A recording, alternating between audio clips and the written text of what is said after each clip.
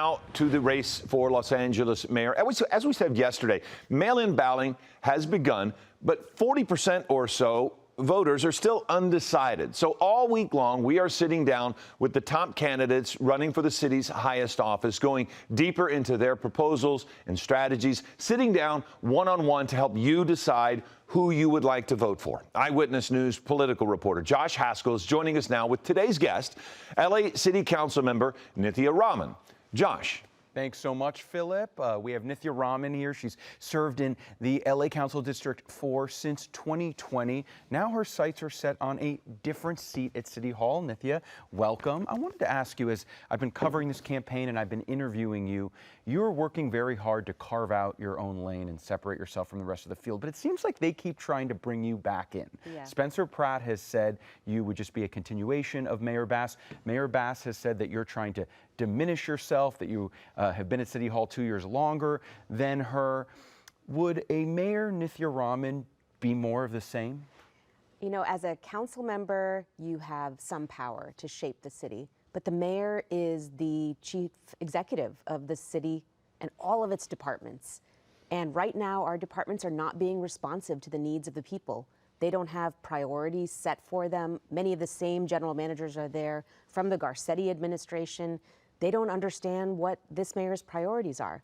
I want to reshape the departments to make sure that they're actually functioning for the people. And that starts with ensuring that general managers know what the city's priorities are and how we want to be able to improve life here in Los Angeles, instead of making it harder, as so many Angelenos feel like it has been getting over the last couple of years. So what you're saying is it's not accurate to say that Nithya Raman would just be a continuation of the Bass administration. I will tell you that as a council member, I have put forward motion after motion asking and demanding change from the city and from the departments, and they ignore the council.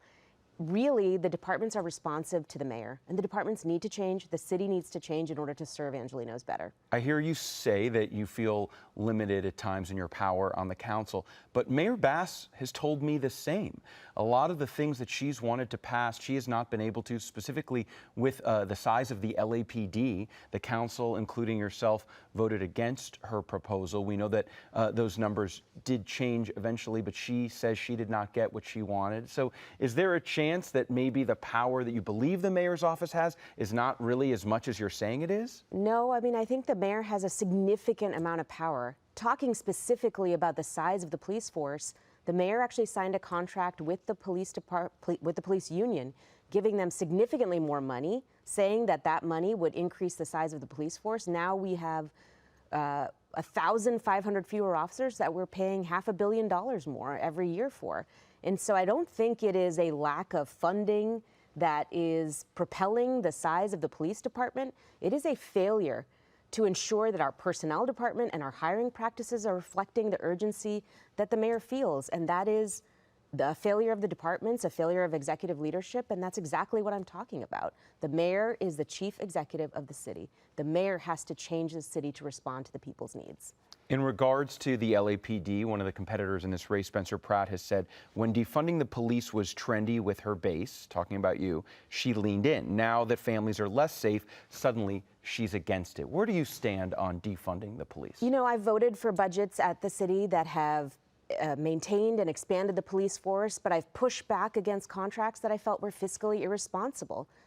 In 2023, the mayor signed a new contract with PD that gave the police union more money than the city even had, which directly led to a significant budget deficit that we had to deal with last year, over $1 billion budget deficit, that then resulted in worse public safety outcomes, fewer officers than we had before that we were paying more money for, and 911 call times that increased because we weren't able to afford 911 call takers. We aren't able to build out a system of public safety that's actually responsive to people's needs. What I want to do, Josh, is to have an honest conversation about what it's going to take to deliver on public safety outcomes for Angelenos. Public safety is one of the most important things for every single family and person living in the city of Los Angeles.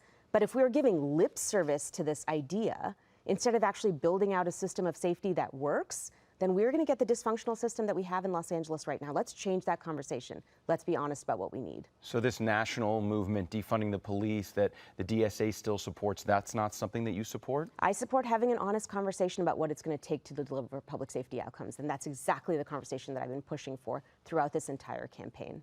In regards to homelessness, you have been the chair of the Housing and Homelessness Committee. How are you not responsible for some of the city's failures on homelessness? You know, one of the biggest things that I've been pushing for that the city has not responded on, this mayor has actually not delivered on, is that creating real accountability at City Hall on homelessness. Right now in the city, as I've said for years and tried to change, we don't have a single point of accountability in the city. We don't have real oversight over the hundreds of millions of dollars that this city is spending on homelessness every single year. That is a travesty.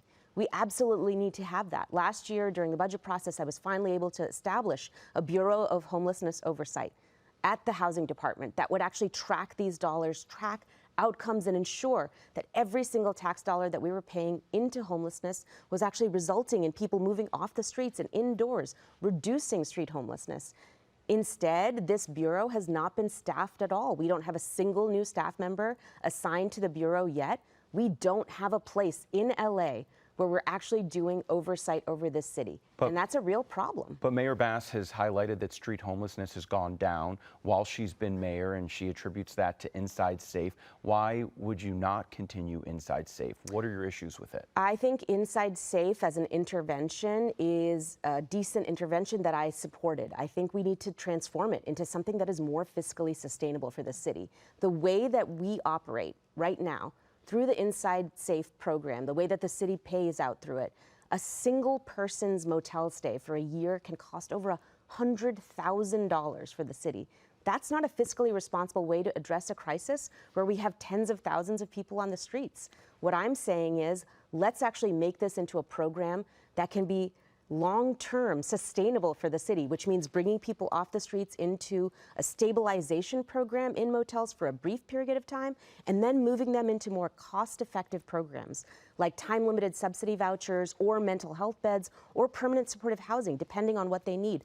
All of those options are cheaper and more effective at keeping people indoors. In fact, significantly more effective at actually keeping people indoors than Inside Safe. That's a system that we need to be building out, but we owe it to the residents of Los Angeles to build out a system that doesn't just nibble around the edges of this crisis when we can actually solve it. And we can do it in ways that aren't costing enormous amounts of money to taxpayers. In terms of housing, that's something you've talked about a lot. Yes. Yesterday at a campaign event, you said that Mayor Bass is putting Los Angeles up for sale to big tech. What do you mean by that? So we have a proposal in front of the council right now that actually came through the budget process to open up more housing, vacation homes in the city for Airbnb, for short-term rentals.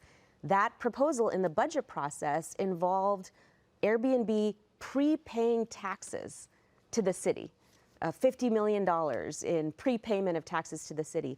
While the vacation rental ordinance, opening up more of these homes, would have opened thousands of new homes during a housing crisis to the short-term rental market instead of being available for renters in Los Angeles. That is a troubling change to me, one that the council actually set aside. We decided not to do it a few years ago because the housing crisis was so intensive. To me, this is not a well-thought-out change. We cannot be giving away more of our housing for profits for Airbnb during a housing crisis here in the city of Los Angeles. Last question, just in 30 seconds. What concerns you about a Mayor Spencer Pratt? Oh, you know, I share Spencer Pratt's frustration with the direction of the city, but he is a MAGA Republican who doesn't believe in vaccines, thinks that the Sandy Hook massacre was a hoax, is a conspiracy theorist, and frankly, his ideas for how we solve Los Angeles are not based in reality. This is not a serious candidate for resolving the very real issues that we have in Los Angeles. What I want to offer in my mayoral candidacy is a choice. We don't have to pick our broken status quo, and we don't have to pick a MAGA Republican. We can actually pick a different path forward, a path where we actually focus on housing costs, on addressing homelessness palpably, on making sure that these issues are actually addressed. Thank you so much for your time. We'll